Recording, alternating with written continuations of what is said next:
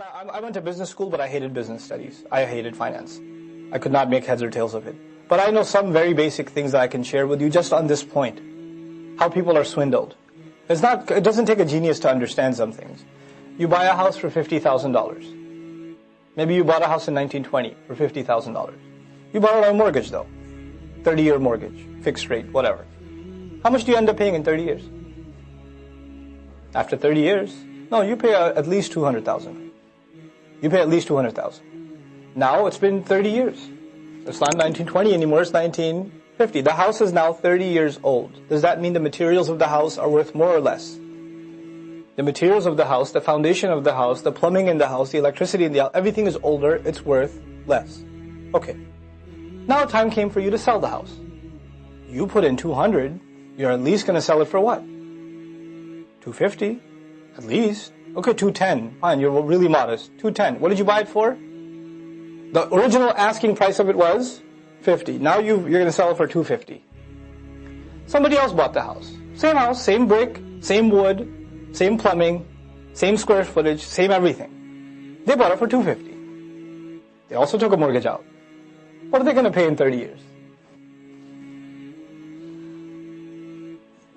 You see where this is going? So as generations go by, is owning that same piece of property, that same land, is it the same value or less and less value? It's less and less value. Now imagine, let me tell you how the monetary system, we've accepted certain robbery as just normal. The treasury mandated citizens to give up their gold. At one point in American history, it mandated citizens to give up their gold. Okay. So they come to my house and say, give up your brick of gold. So okay, fine, take it and let me cash in its place. So instead of the brick of gold in my safe, now I have $10,000 in 1910 sitting in my safe. So it's either the brick of gold or $10,000. Okay. 100 years go by, my great-grandson opens the safe.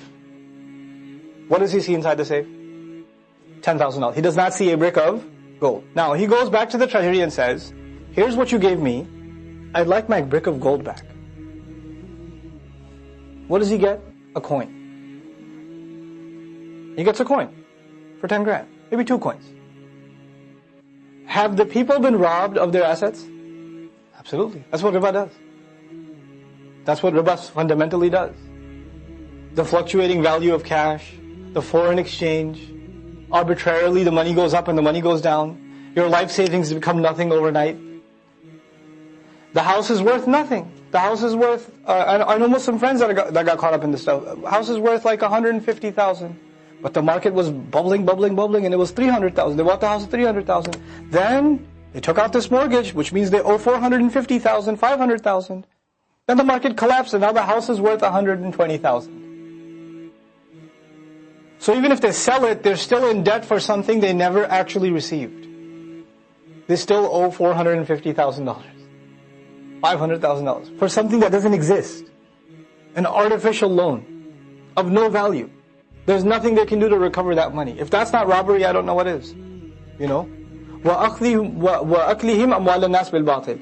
You know, the more complicated you have to make a contract, the more legal terminology and jargon and loopholes and subpoints and refer to section this and refer to section that and clauses and this thing. And the smaller you have to make the font of it, that's a very good indication that if it was a bigger font and it was clearly stated, everybody would see that it's robbery. Right? That's our modern financial system. You know? وَأَعْتَدْنَا لِلْكَافِرِينَ عَذَابًا مُهِينًا. And we have prepared for disbelievers عَذَابًا أَلِيمًا, a painful punishment. لَكِنِ الرَّاسِخُونَ فِي الْعِلْمِ. However, those that are deeply rooted in knowledge. الرَّاسِخُونَ فِي الْعِلْمِ. I told you about this brother who came to Islam just learning the financial system, right? Just from that. Because this can't be right.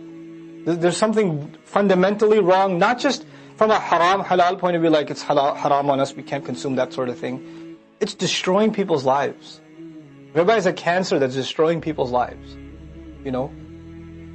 وَالرَّاسِخُونَ فِي الْعِلْمِ. And those that are deeply rooted in knowledge, minhum, among them, وَالْمُؤْمِنُونَ. And the true believers. In other words, those that are deeply rooted in knowledge among the people of the book. Those who really understand revelation sincerely. In addition to the believers, meaning the Muslims, يُؤْمِنُونَ بِمَا أُنزِلَ إِلَيْكَ, they actually believe in what has been sent down to you. Those that are deeply rooted in knowledge, when they come genuinely into contact with revelation, they're not going to have any hesitation accepting it as such. وَعَدَ اللَّهُ الَّذِينَ آمَنُوا وَعَمِلُوا الصَّالِحَاتِ, Allah has promised those who believe and did good deeds, لَهُمْ مَغْفِرَةٌ وَأَجْرٌ عَظِيمٌ, they're going to have, or they exclusively will have forgiveness and a huge compensation.